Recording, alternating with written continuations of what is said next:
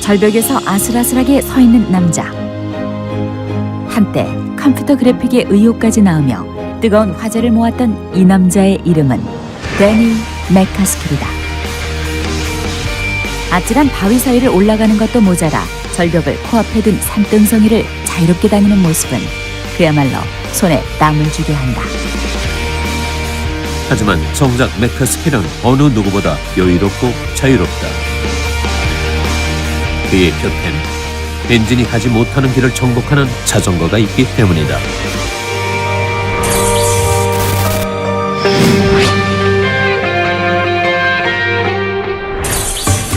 대지에 발을 딛고 살아온 인류에게 더 빠르고 더 멀리 이동하고자 하는 욕망은 문자와 함께 가장 위대한 발명품으로 꼽히는 바퀴의 탄생을 가져왔다.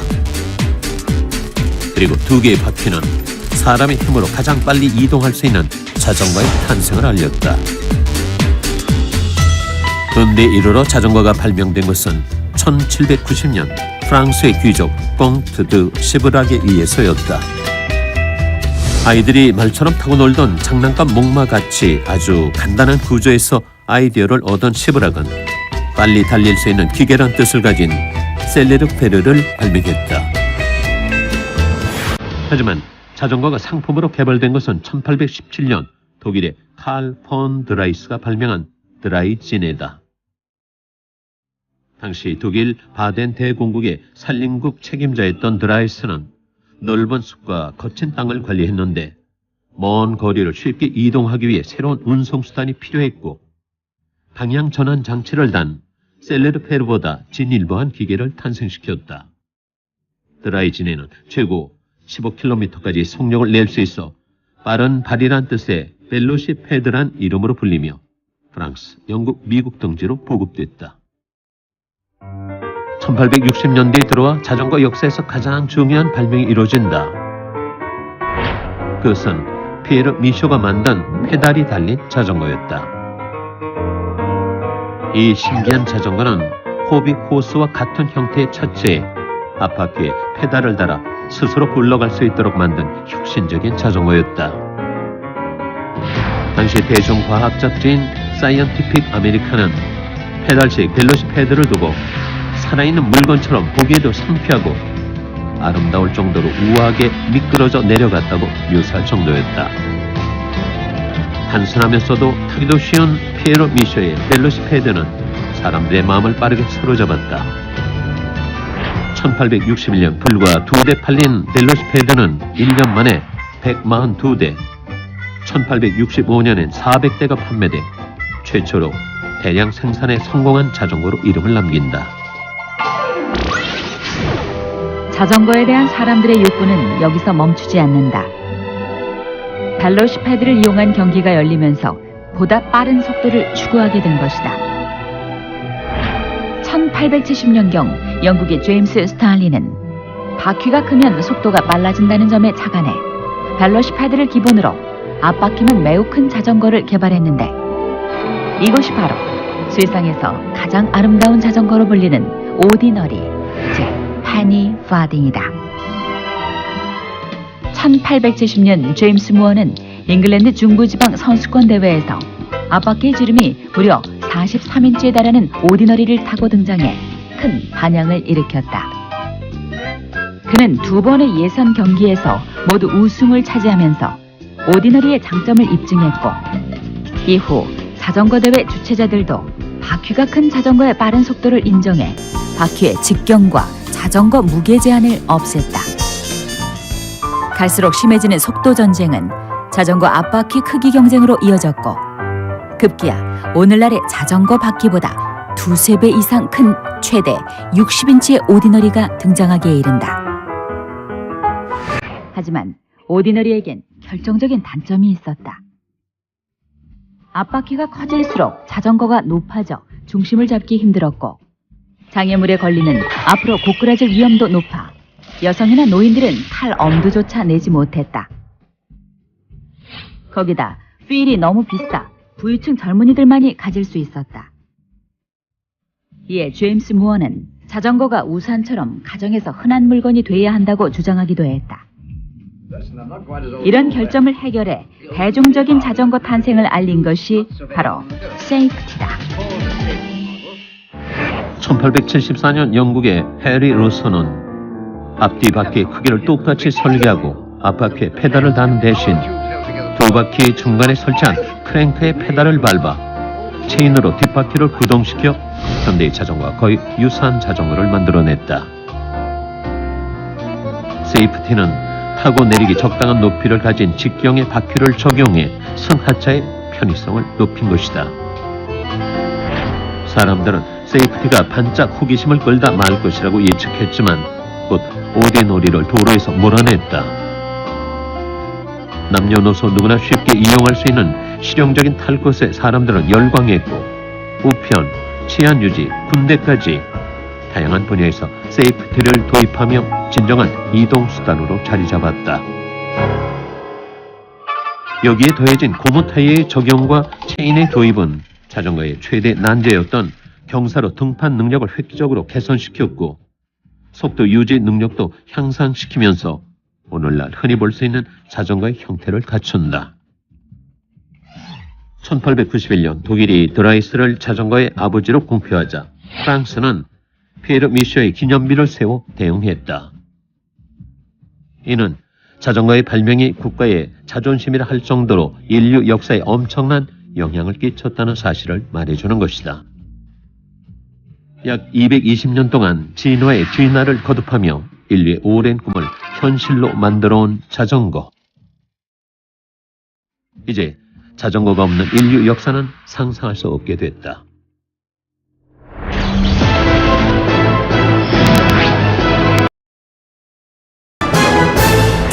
$2,000만 원이 넘는 자전거로 하면 무척 고가라고 생각할 것이다. 하지만 이건 단지 프레임 가격에 불과하다. 핸들, 안장, 휠, 모든 컴포넌트를 제외한 가격이 $3,000만 원을 넘을 수도 있다. 도대체 어떤 자전거길래 일부 부품에 이런 괴물 같은 가격표가 붙는 것일까? 제2차 세계대전 당시 영국의 항공기 제조사에서 엔지니어링 경험을 쌓은 알렉스 몰트는 이후 자신의 이름을 건 M사를 설립한다. 그는 고무화학 세계 최고 발명가인 스티븐 몰튼의 증손자답게 자동차 고무 서스펜션을 로버 미니에 적용해 유명세를 타기 시작했다. 하지만 1956년 오일 쇼크로 석유 가격이 폭등하자 몰트는 자동차를 대체할 교통수단으로 자전거를 떠올렸다. 당시 자전거들은 큰 바퀴와 무거운 프레임을 장착한 것이 대부분이었는데 이에 무게를 줄이고 복잡한 도심에서 편안하게 달릴 수 있는 자전거를 구상한다. 그리고 마침내 1962년 알렉스 몰튼의 첫 번째 자전거가 세상에 나온다. 런던 얼스코트 박람회에 첫 선을 보인 몰튼 미니벨로는 클래식 자전거계에 선풍적인 반향을 일으켰다. 몰튼은 알파벳 F를 비스듬히 눕혀 게으른 F라는 별명을 얻은 획기적인 프레임을 고안한 것은 물론 소형 고압 타이어를 새로 개발해 장착했고 전공 분야인 고무 서스펜션을 프레임 앞뒤로 더했다. 미니벨로는 발매 즉시 무려 15만 대를 판매했고 1960년대를 상징하는 시대의 아이콘이 되었다. 그러나 순식간에 자신의 회사를 영국에서 두 번째로 큰 자전거 회사로 성장시킨 몰튼의 미니벨로는 10년 만에 그 생을 다하는 듯했다. 난립하는 유사품과 대량 생산의 비용을 견디지 못하고 영국 최대 자전거 브랜드인 랄리에게 생산 권리를 넘겼고 그마저도 1974년에 생산이 중단됐다. 하지만 몰튼은 경영자이기 전에 뛰어난 엔지니어였다. 또다시 세상을 깜짝 놀랄 자전거를 내놓는데 바로 최초로 자전거에 트로스 구조를 적용한 스페이스 프레임 AM 시리즈다. 에펠탑의 철골 구조처럼 대각선으로 교차하는 얇은 철제로 프레임을 대신한 이 모델은 건축적인 아름다움마저 지니고 있었다. 이후 몰턴은 가문에 내려오는 성의자 자택인 더 홀에 자전거 제조 생산 시설을 세우고 철저하게 수작업, 소량 생산을 통해 고가의 프리미엄 모델을 지향한다. 몰턴 자전거의 명성은 몰턴어들에 의해 더욱 널리 알려졌다. 그중 가장 유명한 몰턴어는 영국의 여행가 콜린 마틴이다. 1970년 몰턴 마라톤 모델로 세계 일주를 시작한 마틴은 유럽과 아프리카를 거쳐 호주에 도착했지만 자전거를 도난당하고 만다. 몰턴은 그에게 동일한 모델을 보내주기로 했지만 마틴은 한 여자와 사랑에 빠졌고 결국 세계 일주 대신 정착을 선택한다. 그리고 38년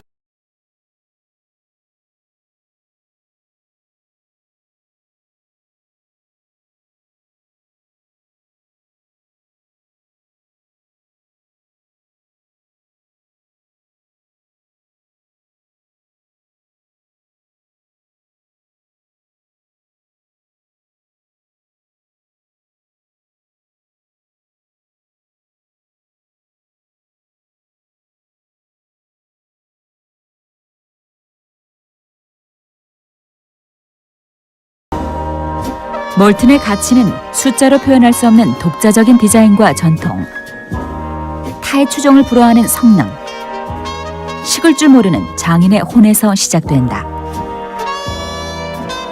50년이 지난 지금까지도 몰튼은 크고 작은 혁신을 거듭하며 아무도 넘볼 수 없는 특별함으로 무장한 여전히 기능적으로 아름다운 자전거를 탄생시키고 있다.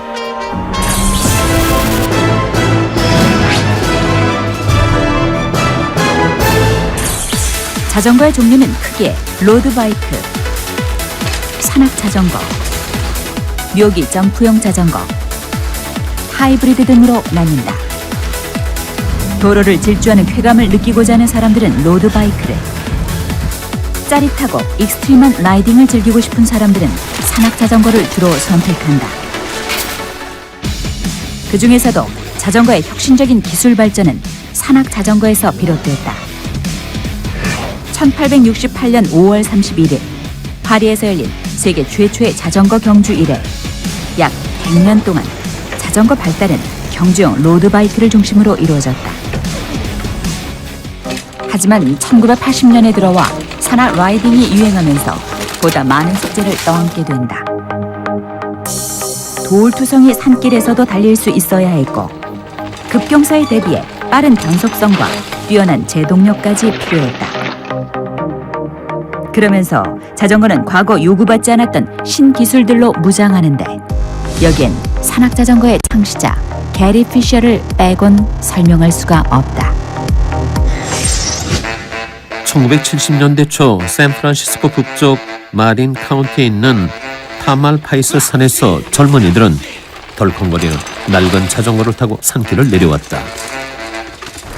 이들은 그저 재미로 산에서 자전거를 타기 시작했는데 그중엔 게리 피셔도 있었다. 그리고 1974년은 산악자전거 역사에서 일대 변혁이 일어난다. 산속의 거친 길에서 자전거를 타기 위해 게리 피셔가 개조한 산악자전거 즉 MTB가 그 주인공이다. MTB의 특징은 비포장 도로나 험한 산길에서 탈 수 있는 두꺼운 바퀴와 가파른 곳을 올라갈 수 있는 다단 변속 기어, 강력한 브레이크, 일자형 핸들 등을 꼽을 수 있는데 게리 피셔가 만든 자전거는 불완전하긴 했지만 이런 형태를 갖추고 있었다. 나는 낡은 부품을 가지고 지금은 유명해진 클렁커를 만들었다. 그러자 사람들은 그것은 못 쓸 것이다 라고 말했다.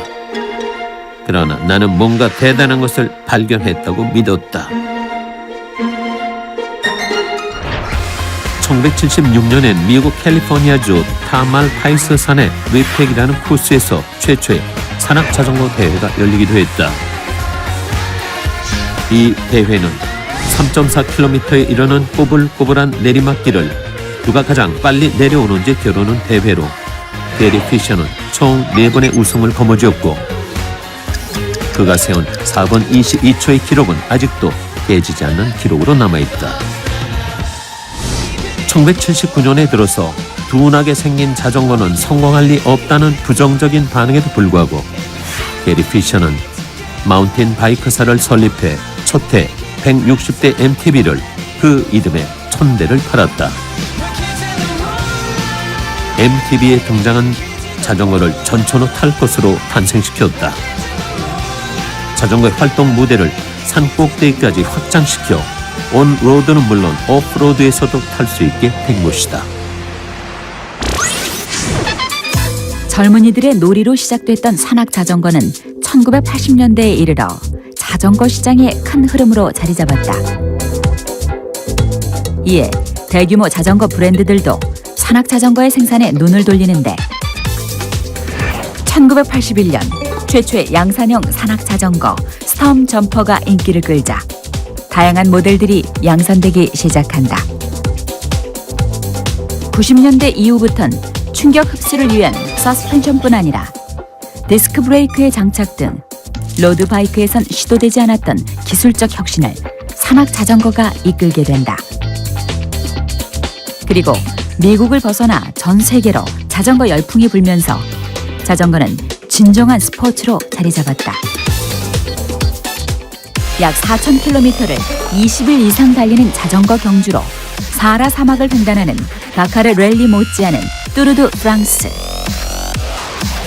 알프스 산맥을 시작으로 해발 2,000m까지 오르는 코스 등으로 이루어진 지로디 갈리아. 험난한 산악 지형을 달리는 부엘타 아 에스파냐 등 세계인들의 스포츠장이자 축제로서 자전거 마니아들의 인기를 끌고 있다. 뿐만 아니라 아찔한 묘기를 선보이는 BMX 대회는 자전거를 하나의 놀이문화로 탄생시켰다. 2015년 7월 영국 런던 중심부에선 세계인의 눈길을 끄는 자전거 이벤트가 열렸다. 바로 세계 누드 자전거 대회다. 자동차 운전행위에 반대하고 환경 친화적 인식을 높이기 위해 열린 이 대회는 전 세계 50개국 나라에서 진행돼 세간의 이목을 집중시켰다. 누드 자전거 대회임을 몰랐던 행인들이 경찰에 신고하는 등 돌발 상황이 발생하기도 했지만 수천 명의 사람들이 참가했을 정도로 뜨거운 인기를 모았다고 한다. 단순한 이동수단에서 시작된 자전거는 이제 대중들의 사랑을 받는 스포츠이자 놀이문화로 탄생했다. 오직 인간의 힘으로 달리고 경쟁하고 즐길 수 있는 자전거. 시대가 변해도 두 바퀴의 모험이 계속되는 한 자전거를 향한 인류의 사랑은 멈추지 않을 것이다.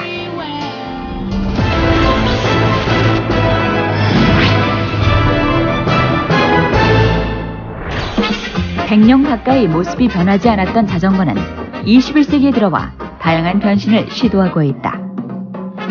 그 중에서 화려한 자태를 자랑하는 일명 럭셔리 자전거가 남자들의 호기심을 자극하고 있는데 하이엔드 자전거에서 급기야 리미티드 에디션을 넘어 한층 더 업그레이드된 슈퍼 리미티드 에디션은 소유하는 것만으로도 남자의 이름을 빛내주고 있다. 최초의 흑인 F1 챔피언을 지낸 톱 드라이버 루이스 해밀턴은 한 인터뷰에서 난 어려서 카트 대신 자전거를 타고 싶었고 어렸을 당시 자전거 레이스에 출전하고 싶은 꿈이 있었다라고 밝혀 화제를 모았다. 여기 자전거에 남다른 꿈을 가졌던 해밀턴이 탐낼 만한 자전거가 있다. 세계 최고 기술력을 자랑하는 F1 레이싱의 엔지니어 회사가 직접 설계하고 만든 자전거가 바로 그 주인공이다. 이 자전거의 무게는 7.4kg에 불과하지만 전자식 변속기와 LCD 터치스크린, 고성능 로드 센서 등 최고의 성능을 갖추고 있다. 여기에 F1 기술자들의 자존심을 대변하는 역대 최고의 스피드까지 상상 속의 자전거를 현실로 만들어내는데 성공한 것이다.